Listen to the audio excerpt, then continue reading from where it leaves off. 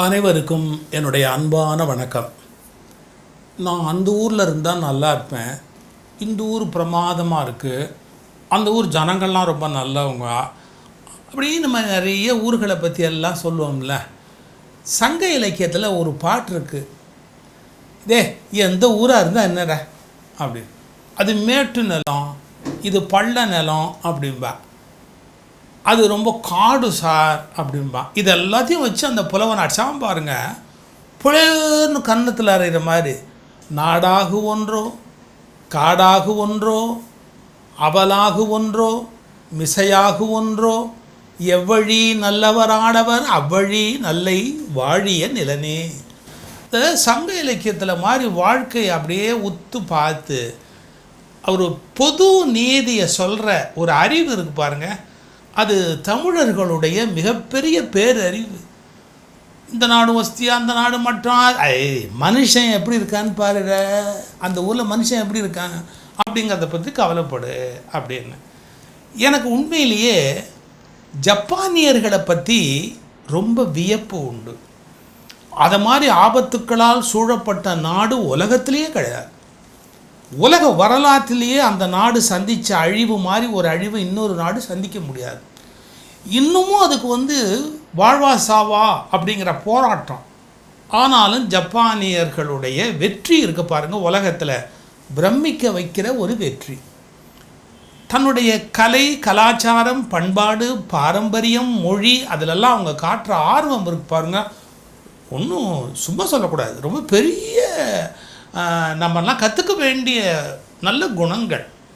நீங்கள் எப்பாவது கவனிச்சிருக்கீங்களா, யூடியூப்பில் இல்லை அந்த ஜப்பானிய சினிமாவில் இதிலெல்லாம் சிக்னல் இருக்கு இல்லையா, அதாவது ரோடு கடந்து போவதற்கான அந்த காவல் விளக்குகள், அதில் கரெக்டாக சரியாக பச்சை வந்தால் மட்டும்தான் அந்த நாட்டு பிள்ளைங்களோ மற்றவங்களோ சாலையை கிராஸ் பண்ணுவாங்க, கடந்து போவாங்க. அதில் என்ன ஒரு அழகு தெரியுங்களா, சில சமயத்தில் ரெண்டு பக்கமும் வண்டி வரவே வராது, போக மாட்டாங்க. ரெண்டு பக்கமும் வண்டி வரல, நம்ம ஓடிடலாம், கிடையவே கிடையாது. அதை விட ரொம்ப அழகு என்ன தெரியுமா, ரெண்டு பக்கமும் வண்டி வராத போது பச்சை விழுந்த உடனே இந்த சின்ன குழந்தைங்க அப்படி தாண்டி அந்தாண்ட போன உடனே ஒரு காரியம் செய்வாங்க பாருங்கள். இதுதான் அந்த நாட்டினுடைய என்ன சொல்கிறது, பண்பாட்டை வெளிப்படுத்துகிற ஒரு காரியம். என்ன தெரியுங்களா, அப்படி வணங்குவது, பௌ அப்படியே குனிஞ்சு ஒரு மரியாதையாக. யாருமே இல்லை, புரியுதா, யாருமே அவங்களுக்கு உதவலை, அந்த பக்கமும் இந்த பக்கமும் வண்டி வரல, எதுவும் நடக்கலை. ஆனால் அவங்களுடைய குழந்தைகளை அவங்க அப்படி தயார் பண்ணுறாங்க. நீ சாலையை தாண்டின உடனே உனக்காக ரெண்டு பக்கமும் வண்டிகள் நிற்கும் இல்லையா, அதுக்கு நன்றி சொல்கிறதுக்கு பழகணும். இப்படி நாம் எத்தனை பேர் சார் புள்ள வளர்க்குறோம். ஐயோ, நம்ம நாட்டை பெருமை பேசி பேசி காது தான் கிழிஞ்சு போச்சு. இதுக்கு இல்லைன்னா தேசப்பற்று இல்லை உனக்கு அப்படி. ஐயோ, ரொம்ப சுய புராணம் பேசி பேசிய கொன்னுட்டீங்கப்பா. நம்ம நாட்டு மக்கள்னால் என்னமோ உலகத்தில் இல்லாத அதிசயம் மாதிரி என்னுடைய நாடு பேர் நிறுத்துங்கப்பா. நீங்கள் மற்றவங்ககிட்டேருந்து கற்றுக்க வேண்டிய செய்தியும் கொஞ்சம் இருக்குது, உங்ககிட்டேருந்து மற்றவங்க கற்றுக்க வேண்டிய செய்தி இருக்கிற மாதிரி மற்றவங்ககிட்டேருந்து நீங்கள் கற்றுக்க வேண்டிய செய்தி இருக்குங்கிறத தயவு செய்து கையெடுத்து கும்பிடுறேன். கொஞ்சம் அறிவு வளரணும், நாடு வளரணும்னா பிற நாடுகளிடமிருந்தும் நம்ம கற்றுக்கொள்ள வேண்டிய பண்பாடுகளை கற்றுக்கணும். நான் ஒரு வேடிக்கையான ஒரு செய்தி, ஜப்பானியர்களுடைய வெற்றிக்கு காரணம் என்ன அப்படின்னு ஒரு சிந்தனையாளர் பேசுகிற ஒரு பேச்சு கேட்டேன். அவர் என்ன சொல்கிறார் பாருங்கள், நம்பவே முடியாத காரணம் சொல்கிறார். 8 காரணங்கள் ஜப்பானியர்கள் மிகவும் வெற்றி பெறுவதற்கான பழக்க வழக்கங்கள் அப்படிங்கிறார். 8 ஹேபிட்ஸ், 8 விதமான பழக்க வழக்கங்கள் ஜப்பானியர்களுடைய மிகப்பெரிய வெற்றிக்கு காரணம். இது நீங்கள் நம்பவே மாட்டீங்க. மொதல் விஷயம் சொல்கிறார், காலையில் எந்திரிச்ச உடனே என்னன்னா, க்ளீன் யுவர் டாய்லெட், உன்னுடைய கழிவறையை கழுவுகிறாயா அப்படிங்கிறாங்க. நம்ம எத்தனை பேர் நம்முடைய வீட்டில் குழந்தைகளை முதல்ல இதை சொல்லியிருக்கோம், பாத்ரூம் போயிட்டு வான்னு சொல்லுவோம், அந்த கழிவறையை கழுவி விட்டியா அப்படின்னு நம்ம கேட்போம்மா. அப்பா அம்மா கழுவுறாங்களா? இந்த ஊரில் தான் சார் இதை கழுவி விடுறதுக்குனே ஒரு தனியாக ஒரு ஜாதி இருக்கணும், ஆள் இருக்கணுங்கிற ஒரு அகங்காரமான எதிர்பார்ப்பு. தவறு. அவங்கவுங்க நீங்கள் வெளிநாடுகளுக்கெல்லாம் போயிட்டீங்கன்னா அவங்கவுங்க வீட்டு கழிவறையை அவங்கவுங்க தான் கழுவி சுத்தம் பண்ணிக்கணும். அதுதானே சரி. அதுக்குன்னே ஒரு குரூப் இருக்கணும், அவங்க கடைசி வரைக்கும் அடிமையாகவே இருக்கணும்னா இது மிகப்பெரிய அநீதி இல்லையா? அப்போ நமக்கு முதல்ல ஒரு எண்ணம் வரணும், என்ன தெரியுமா? கழிவறையை கழுவணும் அப்படின்னு. இதை மகாத்மா காந்தி சொன்னார் சார். அவரை எல்லாரும் என்ன நினைச்சான்? கைண்டு போன வரணும். அதை தான் இந்த நாட்டோட சாபுக்கேடு. நீ இருக்கிற இடத்துல கழிவறையை முதல்ல கழுவுறதுக்கு பழகு அப்படின்னாரு. காந்தியோட ஆசிரமத்துக்கு யாராவது போனால் வேலை என்னன்னா போய் கழிவறையை கழுவிட்டு வா கொஞ்சம் நாளைக்கு அப்படிம்பார். அதாவது அதை பயிற்சி பண்ணணும் அப்படிங்கிறதுக்காக அவர் எங்கே தங்கிட்டு புறப்பட்டாலும் அவர் கழிவறையை கழுவி சுத்தம் பண்ணி அது எப்படி இருந்ததோ அதே மாதிரி அதை திரும்ப ஒப்படைச்சிட்டு போகணும் அப்படிங்கிறதுல உறுதியாக இருந்தார். நான் ஒரு முறை சொல்லியிருக்கிறேன், ஒரு வீட்டின் வரவேற்பறையை பார்த்து அந்த வீட்டை நாம் எடை போடக்கூடாது. அந்த வீட்டின் கழிவறை எப்படி வைக்கப்பட்டு இருக்கிறது என்பதை பொறுத்து தான் அந்த குடும்பம் எப்படிப்பட்ட குடும்பம் என்பதற்கான அடையாளம். எதுவுமே மக்களுக்கு புரிய மாட்டேங்குது. க்ளீன் த டாய்லெட், உன்னுடைய கழிவறையை முதலில் சுத்தம் பண்ணு அப்படி. அந்த அறிஞரை கேட்குறாங்க, அதில் என்ன இருக்குங்க, அது என்ன பெரிய விஷயம் கழிவறையை சுத்தம் பண்ணி தொடச்சி வைக்கிறது அப்படின்னு. அவர் சொல்கிறார் பாருங்கள், it makes your life successful, உன் வாழ்வின் வெற்றிக்கான ரகசியம். நீங்கள் ஹோண்டா அப்படின்னு ஒரு கார் பார்க்குறீங்கள்ல, பேனசோனிக் அப்படிங்கிற கம்பெனியோட பேர் தெரியுதில்ல, இதனுடைய நிறுவனர்கள் ஃபவுண்டர்ஸ் என்ன சொல்லியிருக்காங்க தெரியுங்களா? எங்கள் வாழ்வின் மிகப்பெரிய வெற்றிக்கு காரணம் எங்கள் கழிவறையை நாங்களே கழுவுகிற பழக்கத்தை இளமை முதல் மேற்கொண்டோம். போதுமா? நீங்கள் ஹோண்டாவில் ஏறி போகிறீங்க, பேனசானிக்கில் கேட்குறீங்க, பேனசானிக்கை பயன்படுத்துகிறீங்க. ஆனால் அதனுடைய ஃபவுண்டர்ஸ், அதனுடைய நிறுவனர்கள் சொன்ன வார்த்தை, என் கழிவறையை நானே கழுவுவது தான் என் இத்தனை பெரிய வளர்ச்சிக்கான மூல விதை அப்படிங்கிறார். நம்புவீங்களா நீங்கள்? கொஞ்சம் ஜப்பானியர்கள் விசித்திரமானவங்க. அவங்க என்ன சொல்கிறாங்க, கழிவறைக்குன்னு ஒரு கடவுள் இருக்கும். நம்புவீங்களா நீங்கள்? கழிவறை கடவுள் அப்படின்னு ஒன்று. எனக்கு அதெல்லாம் உச்சரிக்க வரல, அந்த பேரெல்லாம் படித்தா கூட எத்தனை முறை படித்தாலும் நான் என்ன ஜப்பானிய மொழியாக படித்து வச்சுருக்கிறேன் சொல்கிறதுக்கு வரல எனக்கு. ஆனால் கழிவறைக்குன்னு ஒரு கடவுள் இருக்குது. நீங்கள் போய் சர்ச் பண்ணி பாருங்கள் கூகுளில், படம் இருக்குது. அந்த கழிவறைக்கான கடவுள் வந்து உங்களுக்கு என்ன கொடுக்குமா? அதிர்ஷ்டம் கொடுக்கும்னு எழுதி வச்சுருக்கிறேன். நம்மால் சுத்தம் சோறு போடுன்னு எழுதி வச்சான், கந்தையானாலும் கசக்கி கட்டு அப்படின்னு எழுதி வச்சான். அதெல்லாம் இருக்குது, நம்ம நாட்டிலையும் ஒன்றும் இல்லாமல் இல்லை. அவன் கழிவறை கடவுள் அப்படின்னு ஒரு காடஸ், ஒரு தேவதைங்கிறான்.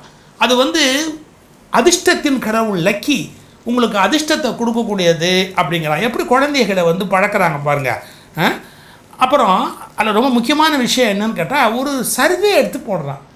கழிவறையை சுத்தமாக வைத்திருக்கிற வீடுகளினுடைய வருட வருமானம், கழிவறைகளை மோசமாக வைத்திருக்கிற குடும்பங்கள் அவர்களுடைய ஆண்டு வருமானம் பார்த்தா, கழிவறையை நல்லா வச்சிருக்கிற வீடு இருக்குல்ல அவங்களுடைய வருமானம் கூட இருக்குது அப்படிங்கிறான்.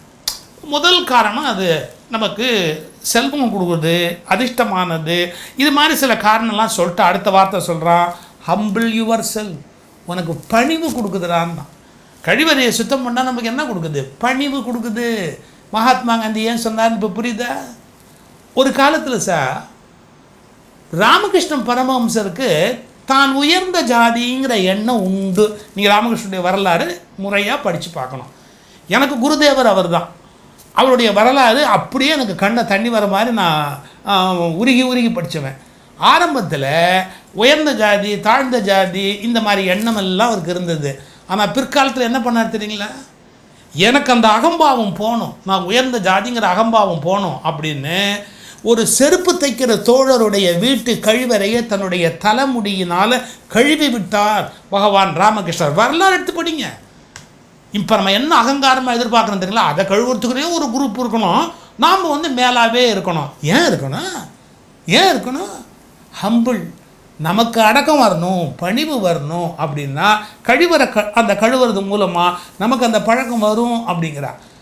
கழிவறை கழுவுறதை பற்றி அந்த பேச்சில் விளக்கம் சொல்கிறார் பாருங்கள்.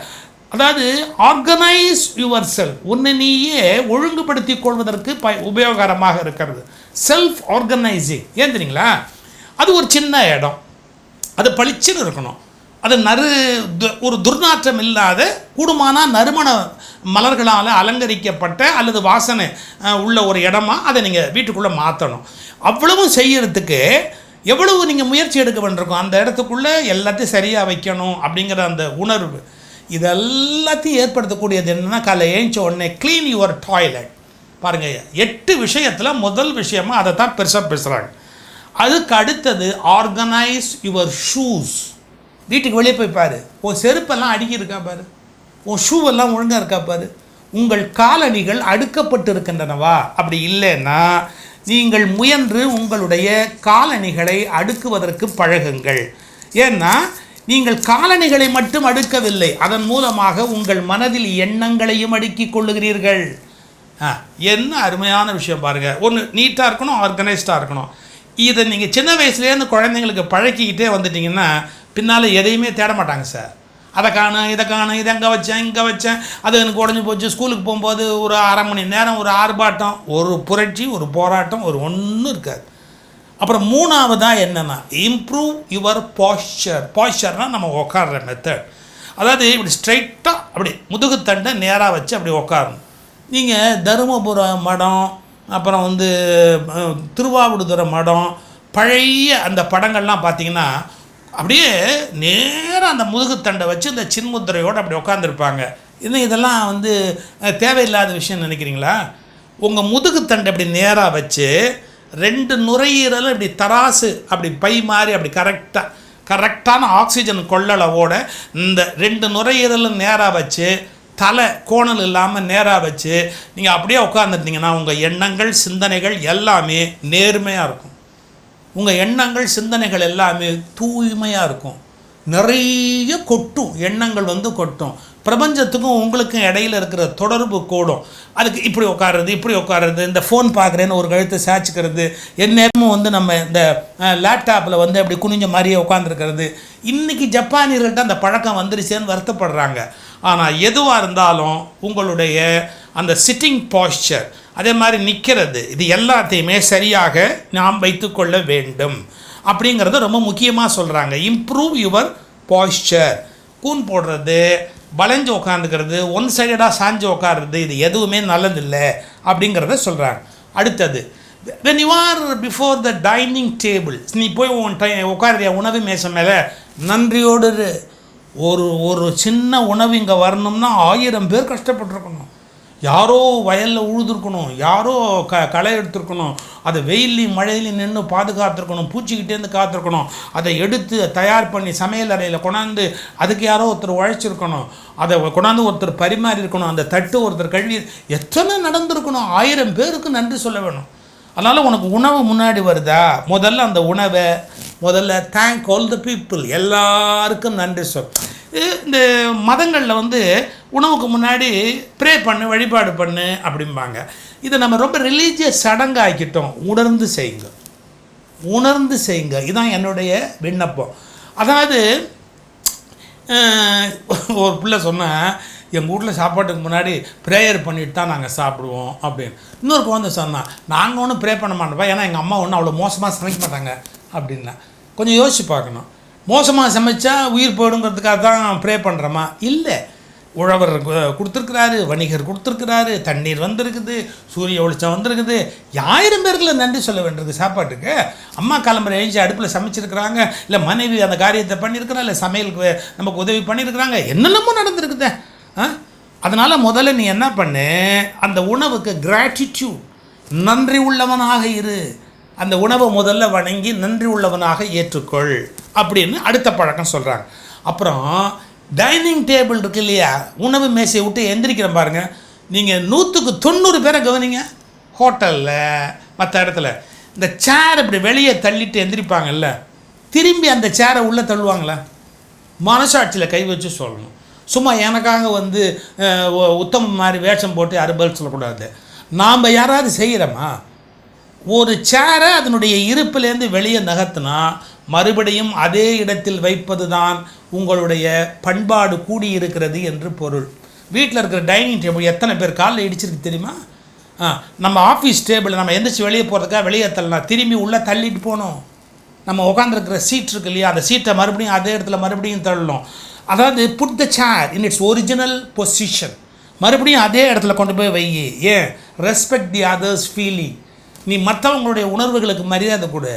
நீ சேரை தள்ளிட்டு உக்காந்தியா, திரும்பி போகும்போது சேரை உள்ளே தள்ளிட்டு போ. என்னங்க இதெல்லாம் சின்ன விஷயம். சின்ன விஷயத்தை நீ பழகிட்டு, சின்ன வயசுலேருந்து பழகிட்டு, பெரிய வயசில் பெரிய பெரிய வெற்றியெல்லாம் உன் காலடி இல்லை கண்ணு. இது பாருங்கள், அடுத்த வார்த்தை திருப்தியாக இருங்கள். என்ன இருக்கோ மகிழ்ச்சியாக இருங்கள்.